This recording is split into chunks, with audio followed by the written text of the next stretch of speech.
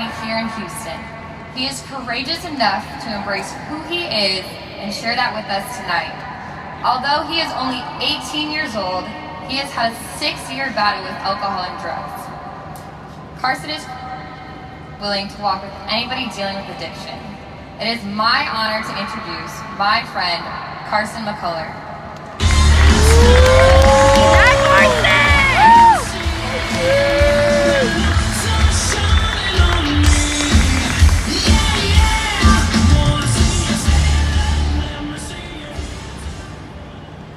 So, my first job isn't one that I would put on my resume. I was a drug dealer.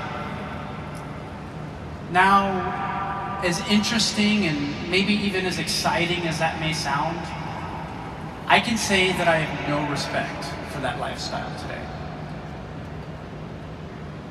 I started smoking pot at the age of 11 and ended my addiction as an intravenous heroin user at the age of 16. Just for context, my mom would, unknowingly of course, drop me off at play dates that I would go and get high at. I grew up in your traditional Christmas card family with all the support, love, and care in the world. I had been playing sports all my life. I had a very strong friend group, and I even went to church every Sunday. You know, the whole nine. On paper, I was made to succeed.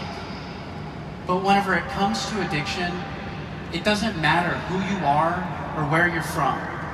Addiction does not discriminate. At least it didn't for me. I'm not exactly sure how it all happened. But before I knew it, I had isolated myself from my friends, my family, and all my loved ones. My use of drugs and alcohol had permeated all areas of my life and took them all away. I no longer had an interest in academics, a social life, or really anything that wasn't drug-related. More personally, putting these drugs in my body quickly put a disconnect between me and God. I lived in this sick routine, fueled by the want to get high.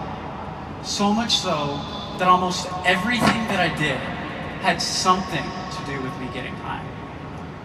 I would wake up an hour early every day before school just so that I could get high. The only reason I even went to school is because I knew I needed an education to get a job that would support my drug use. I stole from my family, I broke into houses, I dealt drugs, and I trashed relationships with people that didn't like seeing me go down this path. And this was all in your typical weekend. That pot that I had smoked when I was 11 years old was no longer this weekend occurrence. It was a lifestyle made up of even heavier drugs, and me hurting myself and those around me. This process went on for 6 years until my parents forced me into recovery.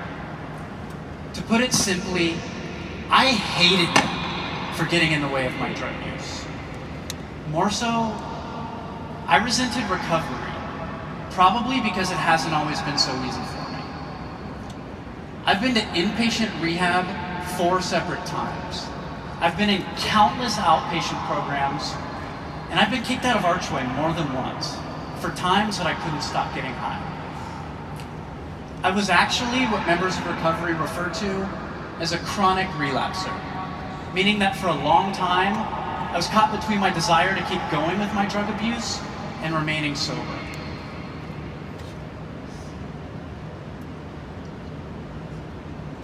The last time that I used drugs was before an AA meeting that my parents had forced me to go to. I remember going to the restroom high just before the meeting, looking myself in the mirror and thinking, what the hell, man? What are you doing to yourself? Why can't you just stop? In AA, we call this a moment of clarity. Just for a few seconds, I was able to actually see what I was doing to myself. And those few seconds stuck with me. This road to recovery has been the hardest thing that I've ever done. But here's what's amazing. Not a single person ever lost hope or gave up on me, even whenever they had every reason to. The men and women that I surround myself with today are nothing short of absolutely badass.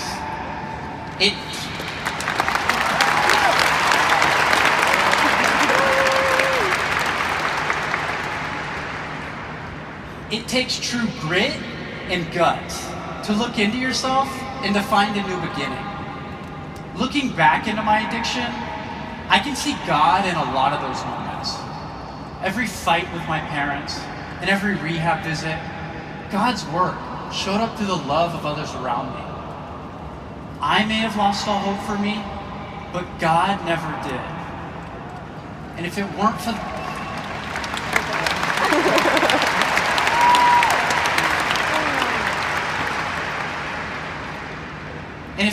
for the loving community that I had grown up in, there's a chance that I might not be here today talking to you all. This is what I want you to know. It's that even whenever you may feel like your life is in shambles or that God has abandoned you, there is always a light at the end of the tunnel. Somewhere in your life, there's a facet of hope, and it will find you. For me, that hope worked through my friends and family intervening with my addiction. You see, it wasn't my hope that saved me, but it was God's hope, working through my friends and family that just never gave up.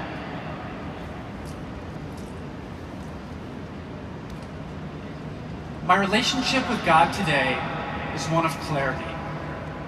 Not necessarily always understanding what He may have planned for me, but really just understanding that He does have something planned for me. When I think of the word hope, my mind instantly jumps to the word freedom. My first legitimate taste of freedom was the summer before my junior year at Archway Academy. I can remember that first concrete glimpse of hope, celebrating 30 days of complete abstinence from all drugs and alcohol.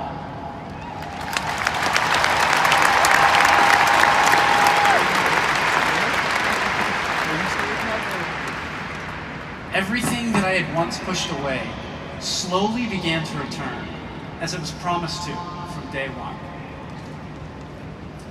I just graduated from Archway Academy, and even more recently, I got to celebrate 2 years of continuous sobriety and recovery.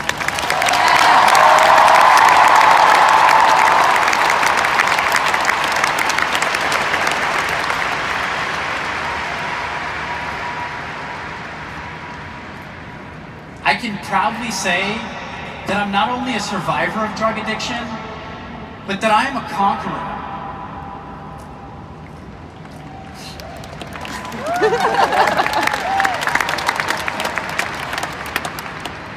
I get calls and text messages daily from other men and women in the program of Alcoholics Anonymous looking for hope whenever they may not have enough for themselves. And it's kind of funny, but God's brought me full circle. Today, I'm still a dealer. Only today, I don't deal dope. No, we're a lot past that. I deal in hope.